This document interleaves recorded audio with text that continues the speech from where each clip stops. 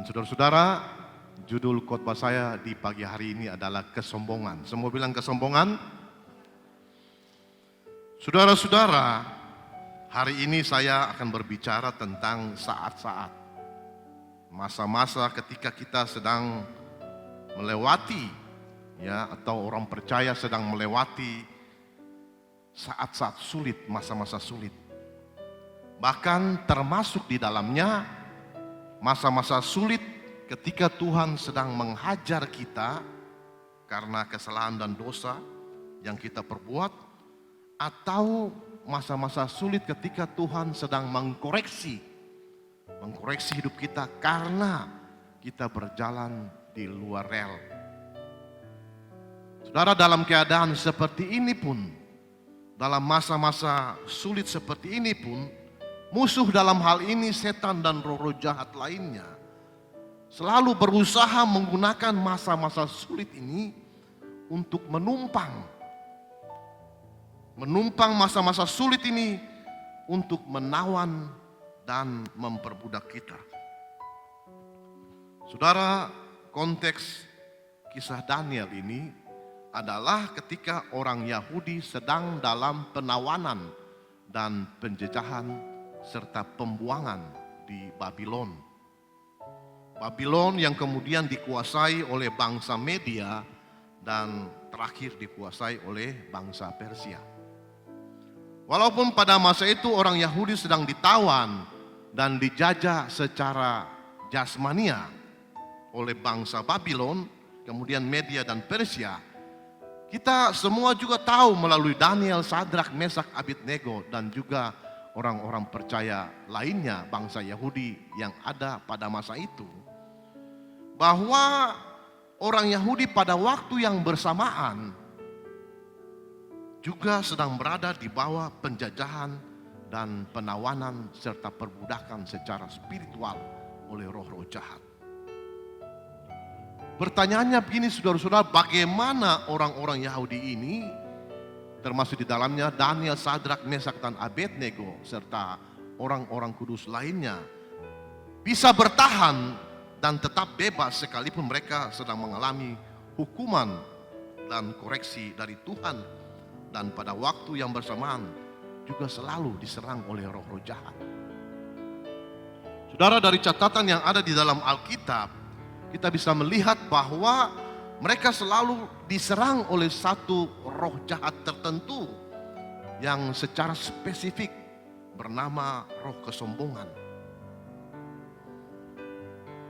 Saudara bisa bayangkan, orang-orang Yahudi ini sudah dijajah, sudah ditawan di negeri orang, sudah hidup menderita, bukannya berubah jadi rendah hati, malah sebaliknya masih juga keras kepala, tegar tengkuk dan sombong.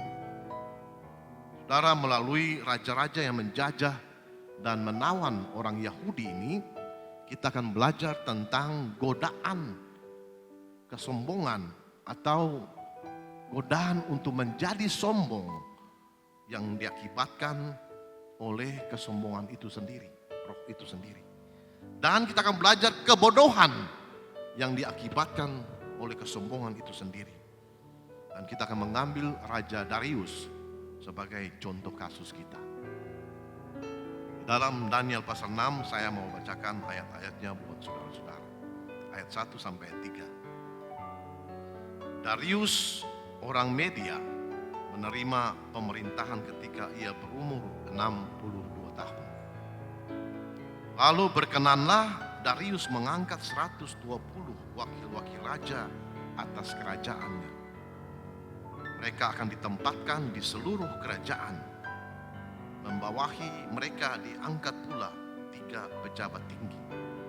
Dan Daniel adalah salah satu dari ketiga orang itu. Kepada merekalah para wakil raja harus memberi pertanggungan jawab supaya raja jangan dirugikan. Saudara, Daniel adalah seorang yang sangat cerdas. Dia sangat brilian dan memiliki inteligensia yang tinggi. Buktinya adalah di dalam ayat 1 tadi, Daniel menulis bahwa Darius orang Media. Di dalam sejarah saudara-saudara, dan itu tidak tercatat di Alkitab.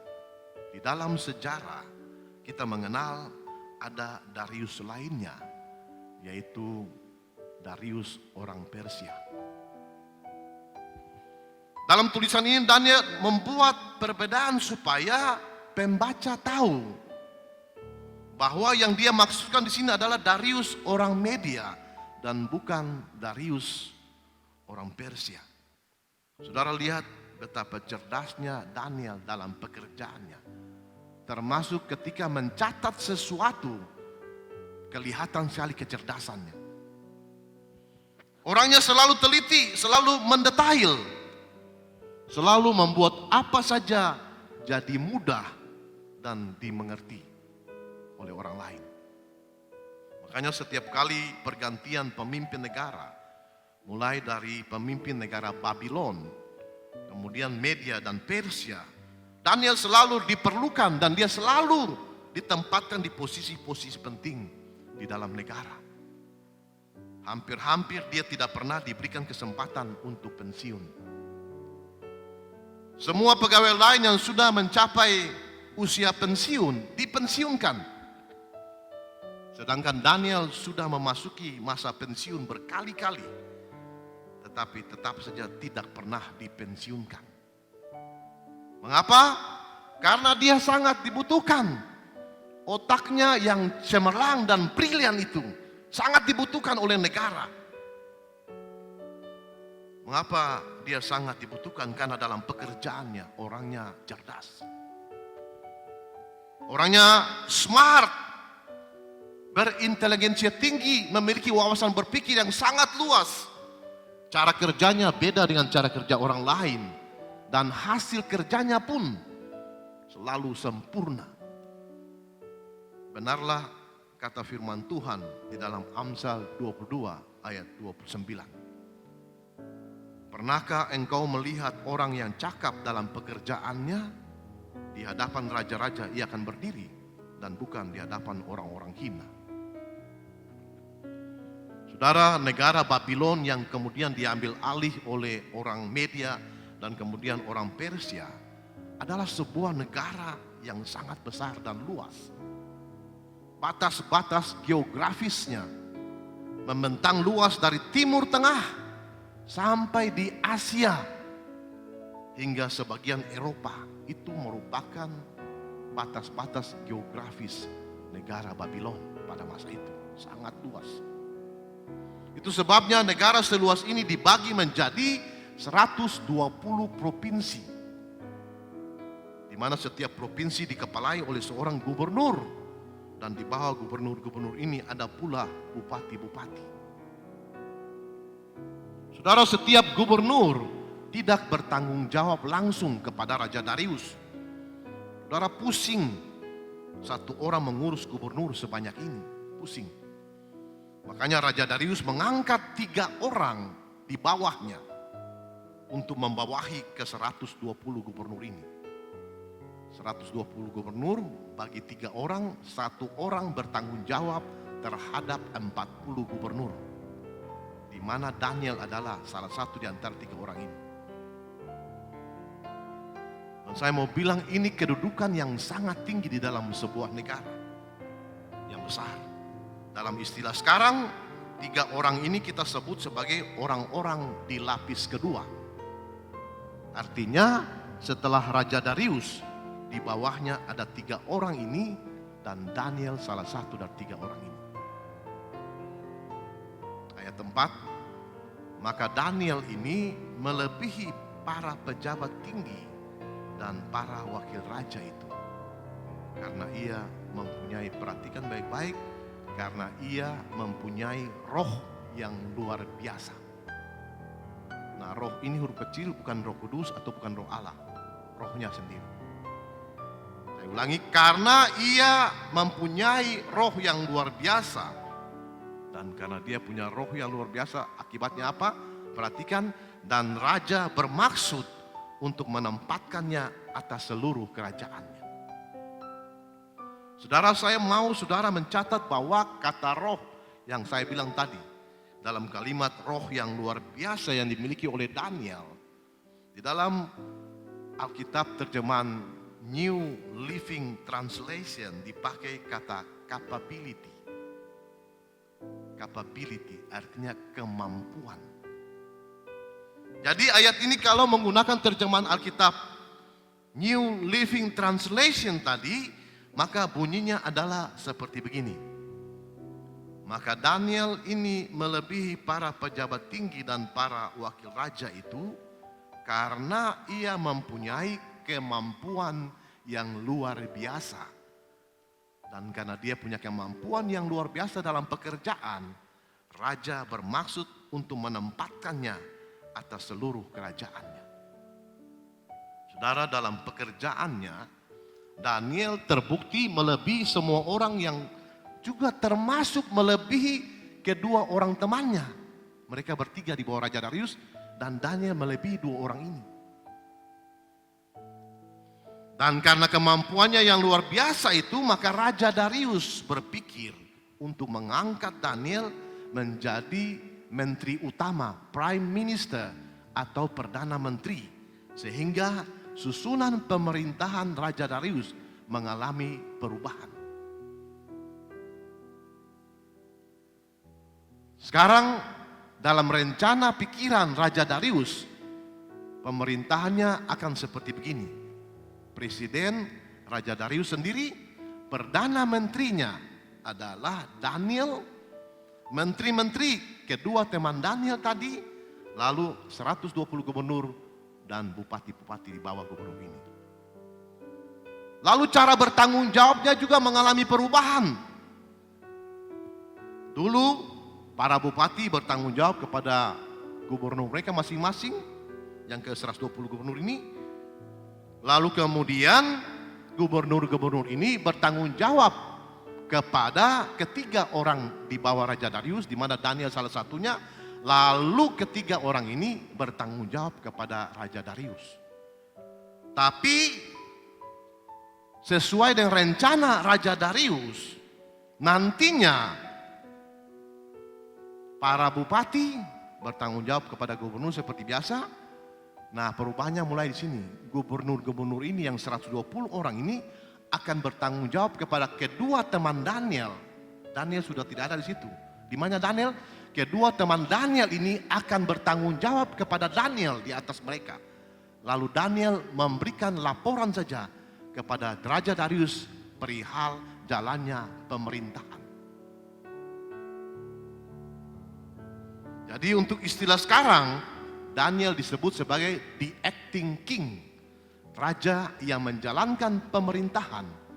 Sedangkan the real king, raja yang sebenarnya adalah Raja Darius. Tapi ini kan baru rencana Raja Darius. Karena di sisi lain, di alam spiritual terjadi kekacauan. Roh-roh jahat mulai mengadakan pemberontakan luar biasa. Mereka bilang ini tidak boleh terjadi. Lalu roh-roh jahat ini mulai menghasut kedua teman Daniel. Membisiki mereka kata-kata negatif. Memasukkan berita-berita bohong, berita-berita hoax kepada telinga mereka. Lalu pikiran mereka mulai berubah jadi jahat. Dan secara diam-diam kedua teman Daniel ini dan ke 120 gubernur-gubernur ini mulai sakit hati, mulai marah secara diam-diam kepada Daniel. Mengapa?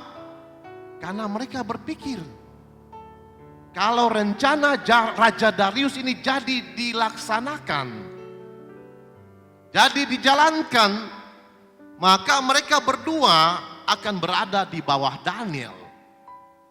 Itu artinya mereka berdua adalah anak buahnya Daniel. Bagaimana mungkin hal ini bisa terjadi? Mereka tidak bisa menerima kenyataan ini. Mengapa? Daniel itu tawanan. Kami punya negara menawan negaranya dan kami menawan dia. Bagaimana mungkin sekarang orang yang kami tawan bisa jadi kami punya Tuhan? Itu tidak mungkin. Ini muka mau taruh di mana?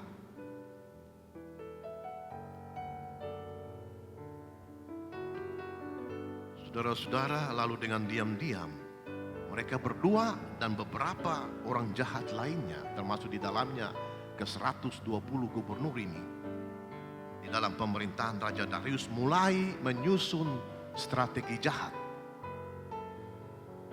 Bukan saja strategi jahat untuk menggagalkan rencana Raja Darius untuk mengangkat Daniel menjadi prime minister, tetapi juga sekaligus untuk melenyapkan Daniel selama-lamanya.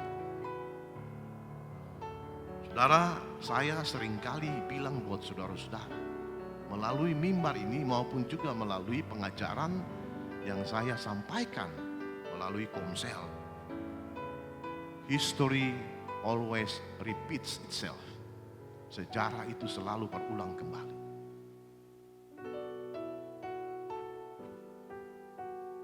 Saudara bisa melihat hal seperti ini selalu berulang di dalam sejarah. Berulang kembali di kantor-kantor pemerintah, berulang kembali di kantor-kantor swasta, berulang kembali di lembaga-lembaga pemerintah, juga berulang kembali di lembaga-lembaga swasta, dan juga berulang kembali di tempat-tempat usaha dari yang paling besar sampai yang paling kecil. Bahkan di dalam gereja, sejarah seperti ini juga berulang kembali. Oleh karena itu, jika saudara ingin bermimpi, bercita-cita, sedang berdoa, mau jadi pemimpin, mau jadi orang besar, mau jadi orang penting, mau jadi orang terkemuka, mau jadi kepala, mau jadi direktur, mau jadi kepala kantor, mau jadi pemimpin, mau jadi orang-orang yang membawahi orang banyak. Saran saya, lebih baik hal pertama yang harus saudara lakukan adalah memperkuat iman saudara dan mental saudara, karena saudara akan mengalami tiupan angin yang lebih keras daripada sebelumnya. Dan untuk memperkuat iman dan mental saudara, tidak ada jalan lain. Saudara akan mendapatkannya dan bisa mendapatkannya di dalam Tuhan. Belajarlah dari Daniel dan jangan pakai cara-cara manusiawi untuk naik ke atas. Nanti tidak bertahan lama. Sebentar lagi saudara akan tumbang. Perhatikan ayat 5, saya baca sekali lagi buat saudara-saudara. Kemudian para pejabat tinggi dan wakil raja itu mencari alasan dakwaan terhadap Daniel dalam hal pemerintahan. Tetapi mereka tidak mendapat alasan apapun atau sesuatu kesalahan, sebab ia atau Daniel setia dan tidak ada didapati sesuatu kelalaian atau sesuatu kesalahan padanya dalam hal pekerjaan. Saudara perhatikan baik-baik, di dalam pekerjaannya setiap hari di kantor, Daniel kedapatan setia, loyal, bertanggung jawab, tidak pernah lalai, dan sangat bisa dipercaya.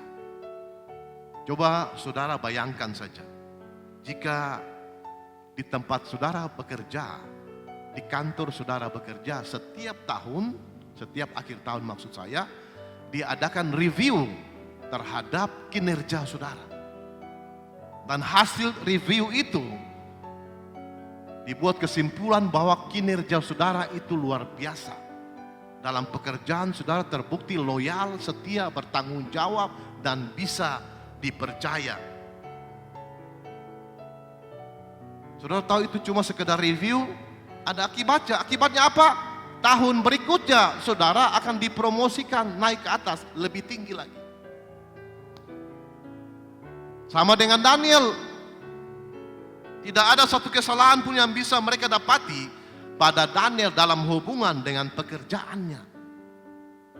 Itu sebabnya Raja Darius berencana untuk mengangkat Daniel sebagai the acting king, raja yang menjalankan pemerintahan, atau prime minister atau perdana menteri. Sedangkan Raja Darius hanya duduk pangku kaki sambil menunggu laporan dari Daniel. Seperti kata Alkitab tadi, orang-orang yang cakap dalam pekerjaannya, mereka akan berdiri di hadapan raja-raja dan bukan di hadapan orang-orang hina. Amin saudara-saudara, berikan kemuliaan bagi Tuhan, haleluya. Jadi karena dari sisi pekerjaan, mereka tidak mendapati satu kesalahan kecil pun. Perhatikan baik-baik, satu kesalahan kecil pun pada Daniel. Lalu orang-orang jahat ini kembali mengadakan rapat. Saya pakai istilah rapat gelap. Mereka rapat gelap di rumah salah satu daripada teman Daniel. Rapat gelap adalah rapat yang dilaksanakan atau diadakan secara diam-diam tanpa sepengetahuan pemimpin yang berkuasa. Itu namanya rapat gelap. Saudara, dengarkan saya baik-baik. Orang-orang yang terlibat dalam sebuah rapat gelap, rapat yang diadakan tanpa sepengetahuan pemimpin yang berkuasa, saya pastikan, saudara dengar baik, saya pastikan, mereka adalah orang-orang jahat yang hatinya memang dikuasai oleh roh-roh jahat. Itu sudah pasti. Lalu apa hasil daripada rapat gelap ini? Rapat dari orang-orang jahat ini, mereka menghasilkan sebuah kesimpulan. Apa kesimpulannya? Kesimpulannya adalah satu-satunya jalan yang bisa mereka dapati dan pakai untuk menjatuhkan Daniel adalah dalam hal ibadahnya kepada Allahnya. Jadi kedua teman Daniel ini yang jahat ini dan beberapa gubernur yang jahat. Oh ya, saudara, orang jahat selalu berteman dengan orang jahat. Itu fakta. Saudara mau kenal orang, lihat saja mereka biasa bergaul dengan siapa. Perhatikan saja dari jarak jauh, mereka biasa berkumpul dengan siapa. Kalau mereka berkumpul dengan orang jahat, memang pada dasarnya hati mereka itu jahat. Kenal orang paling gampang, saudara, lihat dari teman bergaul mereka.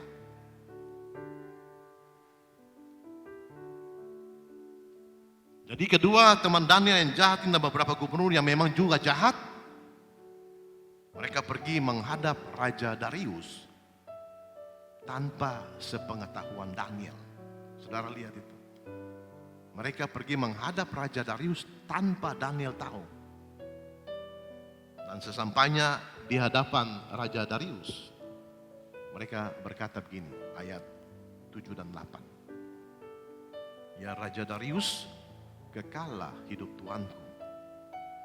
Perhatikan ayat 8, semua pejabat tinggi kerajaan ini, semua penguasa dan wakil raja, para menteri dan bupati telah mufakat, telah setuju, supaya dikeluarkan kiranya suatu penetapan raja dan ditetapkan suatu larangan, agar barang siapa yang dalam 30 hari menyampaikan permohonan kepada salah satu dewa atau manusia kepada Tuanku, ya Raja, maka ia akan dilemparkan ke dalam gua singa. Saudara, saya ingin saudara memperhatikan kalimat yang orang-orang jahat ini katakan kepada Raja Darius. Kata mereka, perhatikan baik-baik, semua pejabat tinggi, termasuk Daniel, semua pejabat tinggi kerajaan ini, semua penguasa dan wakil raja, para menteri dan bupati telah mufakat. Sudah setuju ya Raja. Saudara, saya ingin saudara tahu bahwa orang-orang jahat ini kalau mereka berbicara tidak bisa dipegang. Saya ulangi sekali lagi, orang-orang jahat kalau bicara jangan dipercaya. Jangan dipercaya sebelum saudara sendiri membuktikannya. Saya bilang gini supaya saudara lakukan ini dalam pekerjaan saudara, supaya saudara aman dalam pekerjaan saudara. Orang jahat kalau bicara jangan dipercaya sebelum saudara membuktikannya.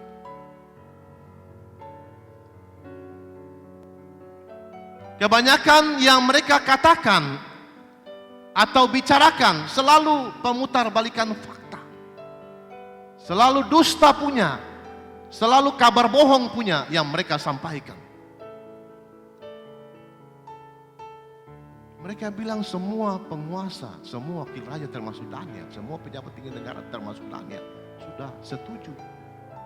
Daniel pejabat tinggi negara, dia bahkan bukan setuju, tidak pernah tahu ada rancangan undang-undang yang seperti ini. Bagaimana mungkin mereka sampaikan semua sudah setuju, Daniel sendiri tidak tahu. Bukankah ini sebuah kebohongan? Bukankah ini sebuah hoax? Dusta, pemutar balikan fakta. Apa dasar saya mengatakan bahwa yang mereka katakan adalah kebohongan, dusta, hoax, pemutar balikan fakta? Yang saya bilang tadi itu Daniel kan salah satu dari pejabat tinggi negara, orang di lapis kedua dari Raja Darius.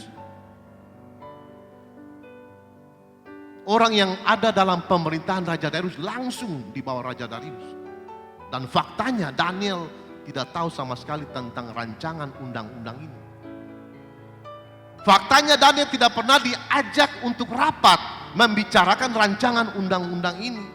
Faktanya Daniel tidak pernah diajak untuk memberikan voting terhadap rancangan undang-undang ini. Bagaimana mungkin mereka berkata kepada Raja Darius, semua pejabat tinggi negara sudah mufakat, sudah setuju dengan rancangan undang-undang ini. Bukankah itu sebuah kebohongan? Dusta, orang jahat kalau bicara, jangan percaya. Saudara, alasannya saya mengatakan hal ini kepada saudara adalah karena saya ingin memberitahukan saudara bahwa satu-satunya jalan setan dan roh jahat bisa menjatuhkan saudara dan membawa saudara masuk dalam perbudakannya adalah dengan membuat saudara mempercayai sebuah dusta. Adalah dengan membuat saudara mempercayai sebuah hoax. Adalah dengan membuat saudara mempercayai sebuah berita bohong. Itu saja trik daripada setan dan tidak ada trik lain. Saya sudah bilang buat saudara, dari dulu sampai sekarang setan tidak memiliki trik yang lain untuk menawan dan memperbudak manusia selain dengan jalan mengatakan dusta. Dari dulu di Taman Eden pun saudara tahu dia mengatakan dusta untuk menjatuhkan Adam dan Hawa.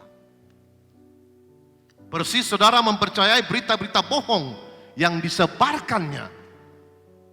Persis saudara mempercayai kabar dusta, pembicaraan dusta yang disampaikannya. Maka tanpa saudara-saudara secara perlahan-lahan dibawa masuk ke dalam kejatuhan yang berakhir dengan penawanan dan perbudakan roh jahat. Bahkan untuk menghancurkan sebuah pernikahan pun, dengar baik-baik, bahkan untuk menghancurkan sebuah pernikahan pun, setan selalu juga menggunakan trik yang sama, dusta atau bohong atau hoax. Berita-berita dusta akan menyebar dalam pernikahan saudara kalau dia ingin menghancurkan pernikahan saudara. Setan dan roh jahat ini akan memberitahu saudara melalui suara-suara dari orang-orang di sekitar saudara, melalui suara-suara hoax di media sosial, melalui suara-suara yang muncul di telinga saudara, dan melalui suara-suara yang muncul di pikiran saudara. Lalu saudara berkata, saya mendengar suara Tuhan. Hah? Suara Tuhan? Kamu dengar suara Tuhan? Lalu Tuhan bilang apa? Kata Tuhan, saya dan istri saya kelihatannya sudah tidak cocok lagi, Pak.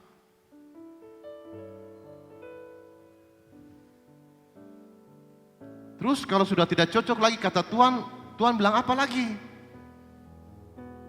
Tuhan bilang, karena itu saya harus menikahi tetangga saya, Pak. Oh, ujung-ujungnya daun muda.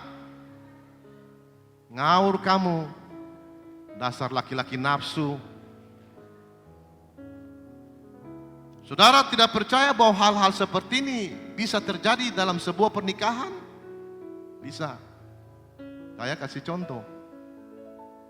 Seorang gembala jemaat, ini fakta. Dia bercerita bahwa salah seorang anggota jemaatnya datang ke kantornya di gereja. Lalu jemaatnya ini yang laki-laki berkata bahwa Pak Pendeta, menurut pikiran saya. Saudara lihat, artinya dia mendengar suara-suara di pikirannya. Dalam Pak Pendeta, menurut pikiran saya, sepertinya saya dan istri saya sudah tidak cocok lagi, Pak. Lalu pendeta ini bertanya, apa alasannya? Anda berkata bahwa Anda dan istri Anda sudah tidak cocok lagi. Kata laki-laki itu, kami selalu berlawanan arah, Pak Pendeta. Kami selalu oposisi satu dengan yang lain. Sampai sini saya dalam hati berkata, ini rumah tangga kok disamakan dengan partai politik, ada oposisi segala. Beginilah jadinya kalau sebuah rumah tangga dijalankan secara politik. Di kepala ini muncul suara-suara politik, dan karena ini politik pasti ada oposisi. Jangan dengar suara-suara di kepala saudara. Itu bohong semua. Jadi saudara dengarkan saya, jika setan ingin memperbudak engkau, maka langkah pertama yang dilakukan adalah menipu engkau. Dan caranya dia menipu adalah dengan cara menyebarkan kabar bohong. Menyebarkan hoax, kabar yang tidak benar punya. Atau mengatakan dusta. Dan itu yang setan lakukan dengan Raja Darius melalui 2 orang pejabat tinggi negara teman Daniel ini. Dan Raja Darius mempercayai kebohongan itu. Maka ditandatanganilah rancangan undang-undang itu menjadi undang-undang. Apa isinya? Melarang orang-orang berdoa dan beribadah kepada Tuhan selain kepada Raja Darius. Saudara, biasanya kalau orang berdoa, mereka mengawali doa mereka dengan berkata, Bapa kami yang ada di sorga. Setelah rancangan undang-undang ini diamandemenkan menjadi undang-undang, maka orang tidak boleh lagi berdoa seperti itu. Kalau kedapatan berdoa dengan mengeluarkan kalimat seperti ini, mereka akan ditangkap dan dibuang ke dalam gua singa. Dan singa dalam gua itu tidak dikasih makan. Saudara bayangkan, berhari-hari tidak makan persis manusia, turun langsung selesai. Jadi setelah undang-undang ini diamandemenkan menjadi undang-undang, maka sebelumnya orang berdoa Bapa kami yang ada dalam sorga. Sekarang setelah undang-undang ini ditandatangani oleh Raja Darius, maka awal mula orang berdoa mereka harus mengucapkan, ya Bapa Raja Darius yang ada di dalam istana. Tidak boleh doa lain selain kata-kata ini. Lain daripada ini, buang dalam gua singa. Saudara, Raja Darius senang sekali mendengar penjelasan bohong daripada kedua pejabat tinggi negara, teman Daniel ini. Mengapa dia senang? Karena semua orang akan menganggap dia Tuhan Allah. Semua orang akan sujud menyembah kepadanya. Dan ini kesombongan. Kita mengharapkan semua orang menghormati kita. Semua orang sayang kita, semua orang perhatikan kita, semua orang sujud menyembah kepada kita, semua orang hormat kita, semua orang angkat topi. Saya bilang ini sombong. Saudara, tolong dengarkan saya baik-baik. Kesombongan atau pride itu adalah dosa awal yang olehnya setan jatuh. Ingat itu baik-baik. Kesombongan atau pride itu adalah dosa awal yang olehnya setan jatuh. Ingat itu baik-baik. Awal mula kejatuhannya adalah ketika dia berkata, aku mau naik ke tempat yang maha tinggi untuk menyamai yang maha tinggi. Dan tidak lama kemudian Allah mengusir dan dia keluar dari surga dengan pasukannya dan membuang mereka ke bumi. Jadi saudara, saya mau membuat sebuah pernyataan, tapi pernyataan ini sangat keras dan saya harap saudara tidak tersinggung mendengarnya. Tapi saya harus bilang, dengar baik-baik pernyataannya. Saudara akan menjadi sangat mirip dengan setan jika saudara berjalan dalam kesombongan. Saya harap saudara tidak tersinggung. Saya ulangi sekali lagi.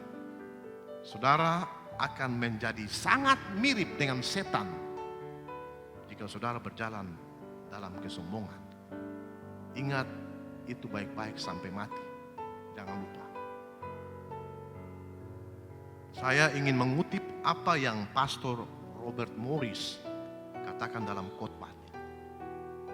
To be prideful is satanic. Menjadi sombong atau orang yang sombong itu adalah setan sendiri.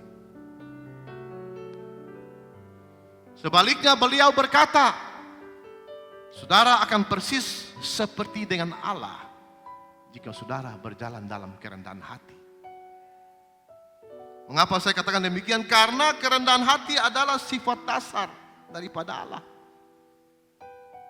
Saudara mau saya buktikan, raja di atas segala raja, pencipta dan pengatur alam semesta ini, meninggalkan tahtanya yang mulia di sorga, turun ke bumi, dan memilih dilahirkan di dalam kandang binatang, dan itu tidak ada persoalan bagi dia. Hanya pribadi yang rendah hatilah yang mau melakukan hal seperti ini. Bahkan Tuhan Yesus berkata dalam Matius 11 ayat 29, belajarlah daripadaku karena aku lemah lembut dan rendah hati, dan jiwamu akan mendapat ketenangan. Seperti yang saya katakan tadi, saudara akan persis seperti dengan Allah jika saudara berjalan dalam kerendahan hati. Bahkan dia punya akibat ada. Kata Tuhan Yesus, jiwamu akan mendapat ketenangan. Bukan tenang di alam baka sana, bukan, itu nanti. Di dunia ini saudara tenang, dalam dunia yang tidak tenang. Jadi saudara, Raja Darius masuk dalam penipuan karena kesombongannya sendiri. Dia terlalu percaya diri, dia terlalu sangat yakin bahwa dialah raja di atas segala raja di alam semesta ini. Dan karena itu orang harus menganggapnya sebagai Tuhan Allah dan menyembahnya. Saudara, karena terlalu percaya diri, karena terlalu sombong, maka dia jatuh dalam penipuan. Saudara, saya akan tunjukkan kepada saudara satu hal penting, satu saja untuk khotbah saya di pagi hari ini. Tentang korelasi antara kesombongan dan penipuan. Dalam satu kalimat. Apa kalimatnya? Kesombongan membuka pintu bagi penipuan.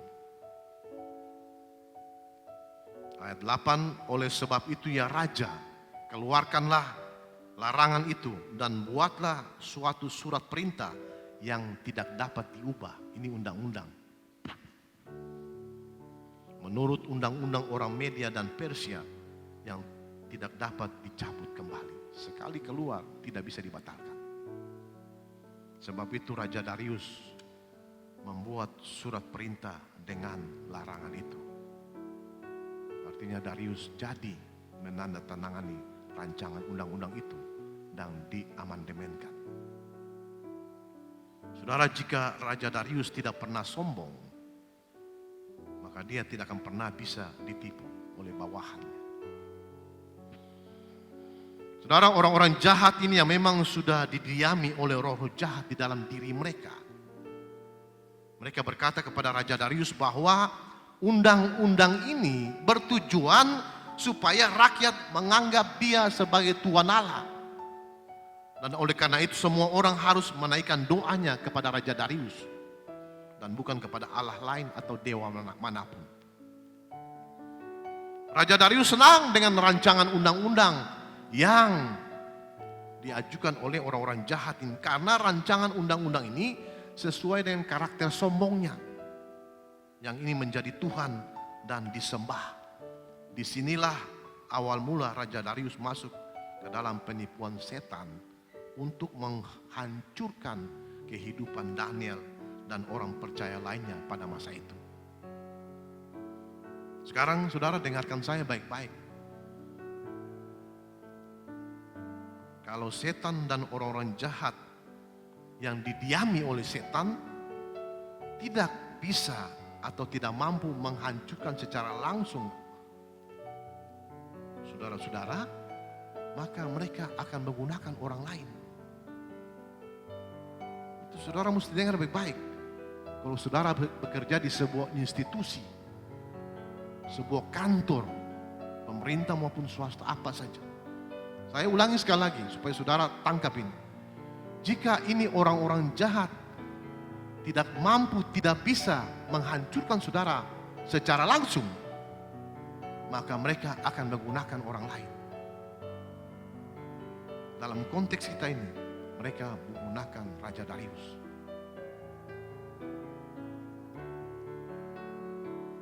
Saudara lihat, ini orang-orang jahat. Mereka betul-betul serius untuk melenyapkan Daniel selama-lamanya.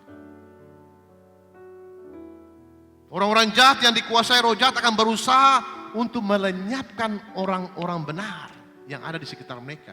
Saudara mesti tahu ini kalau saudara bekerja di sebuah kantor, pemerintah atau swasta. Jadi akhirnya mereka berhasil membuat undang-undang ini diamandemenkan.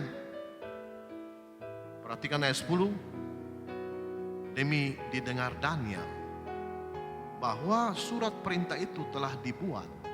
Rancangan undang-undang itu sudah diamandemenkan, tidak bisa dicabut. Pergilah ia ke rumahnya. Dalam kamar atasnya ada tingkap-tingkap yang terbuka ke arah Yerusalem. Memang rumahnya dia buat seperti itu. Ada jendela di loteng yang memang terbuka menghadap Yerusalem. 3 kali sehari ia berlutut, berdoa serta memuji Allahnya. Kalimat terakhir itu paling penting. Seperti yang biasa dilakukan. Saudara, ketika rancangan undang-undang itu berhasil diamandemenkan, maka masa kritis pun datang buat Daniel dan orang-orang percaya lainnya pada masa itu. Termasuk Sadrak, Mesak, Abednego, dan yang lain. Hidup mereka terancam, saudara-saudara. Persis Daniel mendengar undang-undang itu sudah ditandatangani Raja Darius. Seperti biasa dia pulang ke rumahnya dan naik ke loteng dan berdoa memuji Tuhan seperti biasanya. Saudara, Daniel berdoa seperti biasanya dan bukan karena ada sesuatu yang sifatnya urgent. Bukan karena ada sesuatu yang mengancam nyawanya, bukan. Bagi Daniel, nyawa saya terancam, nyawa saya tidak terancam, saya susah, saya senang. Saya tetap berdoa, saya tetap beribadah kepada Tuhan seperti biasa. Tidak terpengaruh dengan situasi di sekeliling saya. Itu Daniel punya moto hidup seperti itu. Jadi bukan karena undang-undang ini sudah diamandemenkan lalu Daniel pulang berdoa. Dia pulang berdoa seperti biasa memang. Entah ini undang-undang di amandemen atau tidak, dia tetap pulang berdoa seperti biasa. Sekarang pertanyaannya, mengapa Daniel berdoa dengan berkiblat ke arah Yerusalem? Saudara, di Babylon itu jaraknya ribuan kilometer dengan bait Allah di Yerusalem.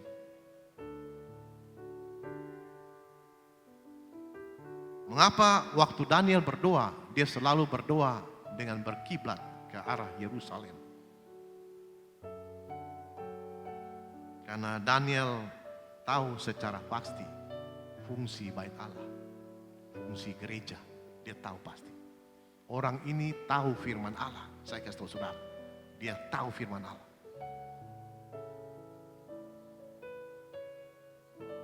Saudara, bait Allah pada masa itu cuma ada di Yerusalem. Itu bait Allah pertama yang dibangun oleh Salomo. Tidak ada tempat lain.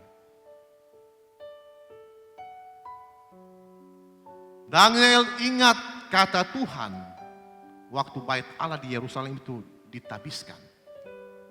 Tuhan berfirman kepada Salomo, apabila langit tertutup, artinya apabila ada masalah, apabila ada bencana, apabila ada persoalan yang rumit sekali, apabila ada malapetaka menimpa umat Tuhan, dan ketika mereka datang di tempat ini dan berdoa, aku akan mendengar doa mereka dan permohonan mereka dari tempat ini. Saudara, Daniel tahu itu, saudara-saudara, dia tahu.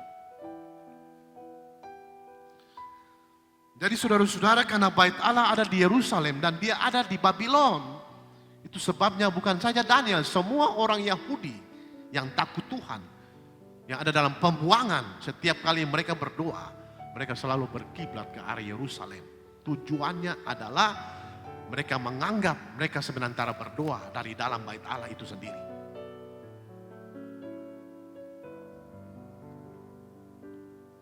Jadi saudara-saudara, Daniel itu kuasai firman Tuhan. Dan bukan saja kuasai, dia praktekkan.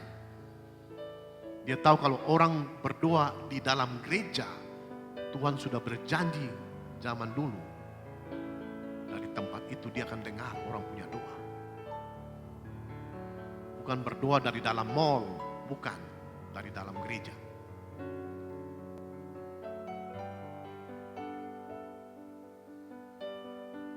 Sekarang saudara-saudara, Daniel ada di Babylon, jaraknya ribuan kilometer dari bait Allah di Yerusalem. Makanya waktu dia berdoa, dia mengarahkan wajahnya melalui bukaan itu, melalui jendela itu ke arah Yerusalem. Dia berdoa sambil berkiblat ke Yerusalem. Dengan catatan dia tahu, dia sementara berdoa dari dalam bait Allah di Yerusalem. Dia percaya sekalipun dia ada di Babylon, tapi secara roh dia ada di dalam bait Allah di Yerusalem. Dan dia tahu kalau saya berdoa dari dalam gereja, Tuhan berjanji di tempat itu dia akan mendengar. Telinganya akan terbuka dan matanya akan terbuka untuk mendengar doa umatnya yang dinaikkan dari tempat ini. Itu sebabnya saudara-saudara, orang-orang Yahudi yang ada di perantauan, setiap kali mereka berdoa, mereka selalu berkiblat ke arah Yerusalem. Mengapa Daniel, orang yang selalu ada di posisi tertinggi di dalam sebuah negara, selalu menjadi pegawai favorit raja? Tidak peduli raja siapa yang memerintah, Daniel ini selalu unggul. Dia selalu lebih daripada orang lain, selalu terdepan dari semua orang, selalu lebih cerdas dari orang lain, selalu lebih berhasil dari orang lain. Selalu lebih daripada semua orang. Mengapa orang dengan kelebihan seperti Daniel ini tidak pernah sombong? Dan bahkan hidup dalam kerendahan hati. Padahal menurut pengamatan saya, kebanyakan orang, artinya tidak semua orang, tapi kebanyakan orang yang memiliki kelebihan seperti Daniel ini, mereka selalu sombong dan tinggi hati. Kalau mereka jalan, selalu mereka menaikkan hidung mereka dan membusungkan dada mereka. Hidung ada pesek tapi mau kasih naik begini. Dada ada tipis sama dengan papang, mau kasih.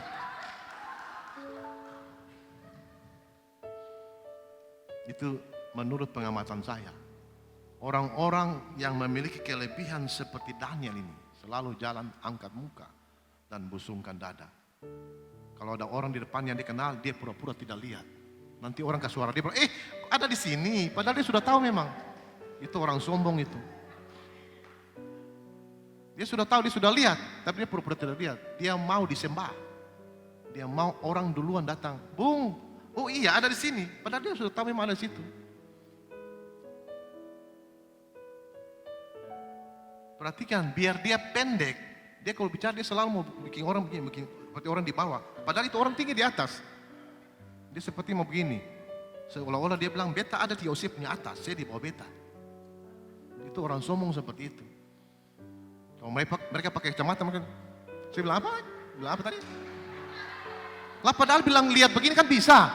Mau begini dia. Bilang apa tadi? Apa tadi? Apa? Apa tadi?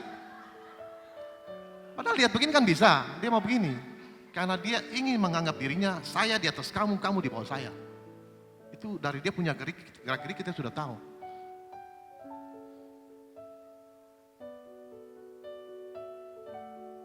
Saudara-saudara, saya mau beritahu saudara, mengapa Daniel dengan semua kelebihannya dan keunggulan yang dia miliki tidak pernah sombong, tapi selalu hidup dalam kerendahan hati.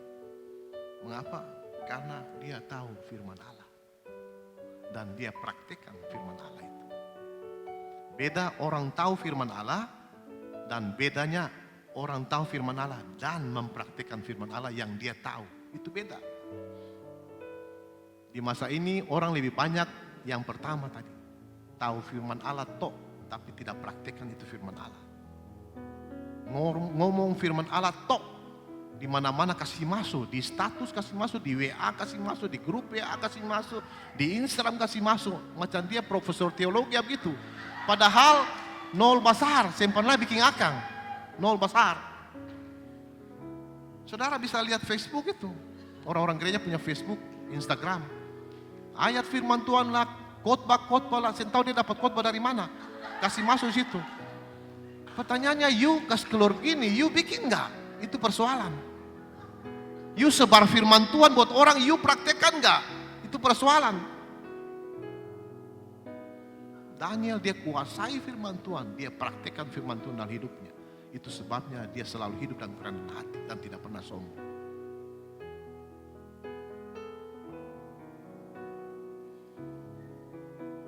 Saudara-saudara, karena Daniel tahu firman Allah. Dia kuasai firman Allah dengan betul dan dia praktekkan apa yang dia kuasai. Salah satu contoh alasannya dia berdoa menghadap Yerusalem yaitu dia tahu Allah sudah berjanji kalau orang berdoa di dalam bait Allah, di dalam gereja, itu mata Tuhan, telinga Tuhan terbuka di tempat itu, di dalam gereja itu. Dia tahu. Dan dia sadar sekarang dia ada Babylon ribuan kilometer. Itu sebabnya dia harus berdoa menghadap Yerusalem. Supaya dia bawa rohnya datang di dalam bait Allah di Yerusalem. Dia kuasai nubuatan firman Tuhan. Dia tahu secara pasti. Dia tahu waktu orang Israel pertama kali dibuang ke Babylon. Allah sudah berfirman. Kalian akan dibuang dari tahun di Babylon 70 tahun lamanya. Dia tahu itu. Dia baca kitab Taurat, dia tahu. Sehingga waktu dia sudah di Babylon, sudah sekian lama, dia mulai hitung-hitung saudara. Pertama kali kita dibuang kapan sih? Lalu Tuhan kan berjanji 70 tahun. Dia bilang, sekarang sudah tahun ke-70 orang Israel ada di dalam pembuangan di Babylon. Dia mulai berdoa berdasarkan firman Allah yang dia kuasai. Dia bilang ini Tuhan kan berjanji 70 tahun masa penamanan kami. Sekarang sudah tiba saatnya untuk orang Israel dipulangkan. Tidak lama kemudian, Raja Persia membuat undang-undang baru. Keluar surat perintah. Apa isinya? Orang Israel diizinkan pulang ke Yerusalem.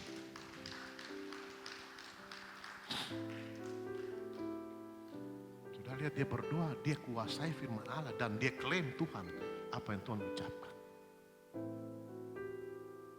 Dan karena dia berdoa berkiblat ke Yerusalem, rohnya ada dalam bait Allah Yerusalem. Tuhan mendengar doanya. Tidak lama kemudian surat perintah keluar, orang Israel suruh pulang semua. Bukan saja mereka disuruh pulang dengan tangan kosong, mereka dibekali dengan emas dan perak. Bahkan perkakas bait Allah yang dirampas oleh Raja Nebukadnezar puluhan tahun yang lalu diperintahkan dikasih kembali semua ke Yerusalem. Setelah Daniel berdoa sambil mengklaim apa kata firman Tuhan.